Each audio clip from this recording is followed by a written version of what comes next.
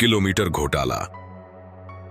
यह कहानी भारत में हुए एक अनोखे घोटाले की है जिसने लाखों लोगों को धोखा दिया और सरकार को करोड़ों का नुकसान पहुंचाया। यह घोटाला जुड़ा था वाहनों के ओडोमीटर किलोमीटर मीटर से, जिसे बड़ी चालाकी से बदला गया ताकि गाड़ियां नई लगे और ऊंची कीमतों पर बेची जा सकें। साल 2008 में देशे भारत के बड़े शहरों में सेकंड हैंड कारों का बाजार तेजी से बढ़ रहा था। लोग नई कारों की बजाय कम कीमत में अच्छी हालत की पुरानी कारें खरीदना पसंद कर रहे थे।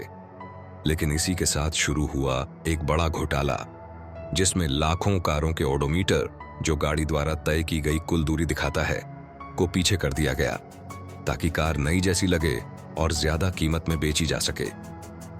इस घोटाले के पीछे था ऑटो माफिया गैंग, जो भारत के अलग अलग शहरों में सक्रिय था। इस गैंग ने एक सुनियोजित तरीके से इस घोटाले को अंजाम दिया। पुरानी गाड़ियां खरीदना, गैंग सेकंड हैंड कार डीलरों और नीलामी में चल चुकी टैक्सियों, कैब और सरकारी गाड़ियों को खरीदता था। 2. ऑडोमीटर सेटिंग, डिजिटल उपकरणों और सॉफ्टवेयर का उपयोग कर कार के ऑडोमीटर से 50,000 से 1 लाख किलोमीटर तक की रीडिंग घटा दी जाती थी। अगर किसी गाड़ी ने 1,60,000 किलोमीटर चल लिया हो तो उसे 40 या 50,000 किलोमीटर तक कम दिखाया जाता था। 3.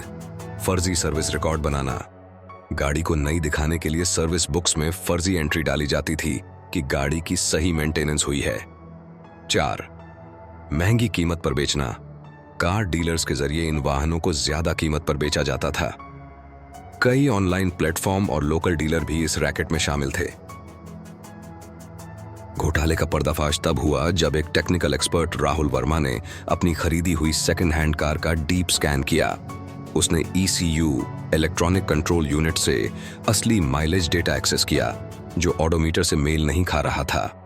राहुल ने जब इस मामले की जांच की तो पाया कि उसकी कार असल में 1,50,000 किलोमीटर चली थी, जबकि ऑडोमीटर सिर्फ 45,000 किलोमीटर दिखा रहा था। उसने यह जानकारी सोशल मीडिया और ऑटोमोबाइल फोरम्स पर साझा की, जिससे कई और लोगों ने अपनी गाड़ियों की जांच करवाई। धीरे धीरे पुलिस को भी इस घोटाले की जानकारी मिली और जांच शुरू हुई। पुलिस की जांच और गिरफ्तारी। 1.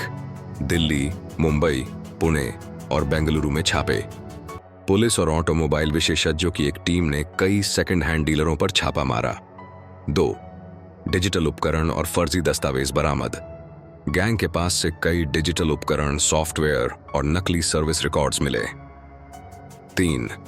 ऑटो माफिया गैंग गिरफ्तार, इस घोटाले का मास्टरमाइंड विकास मल्होत्रा नाम का व्यक्ति निकला, जो सालों से इस धंधे में शामिल था। उसके साथ 30 से ज्यादा लोग पकड़े गए, जिनमें कई सेकंड हैंड डीलर, मैकेनिक और डेटा हैकर्स शामिल थे। कोर्ट ने ऑटो माफिया गैंग को दोषी पाया और मास्टरमाइंड को 7 साल की जेल की सजा सुनाई गई।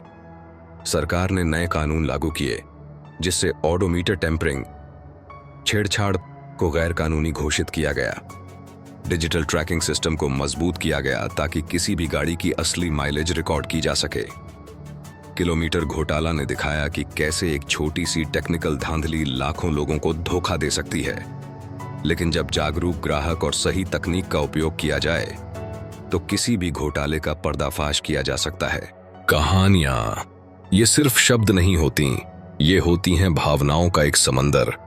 ये हमें हंसाती हैं, रुलाती हैं और कभी कभी सच्चाई का आईना भी दिखाती हैं। आपका स्वागत है स्टोरी हेवन में, जहां कहानियों का जादू जीवित होता है।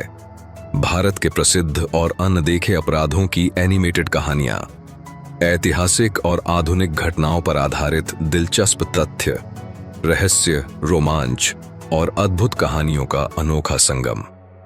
यहां हर कहानी एक अनुभव है, हर किस्सा एक रहस्य। हमारी कोशिश है कि आप न सिर्फ सुने बल्कि इन कहानियों को महसूस करें। तो जुड़िए हमारे साथ और डूब जाइए कहानियों की इस अनोखी दुनिया में। सब्सक्राइब कीजिए स्टोरी हेवन और बनाइए हर कहानी का हिस्सा, क्योंकि हर कहानी के पीछे छिपा होता है एक सच।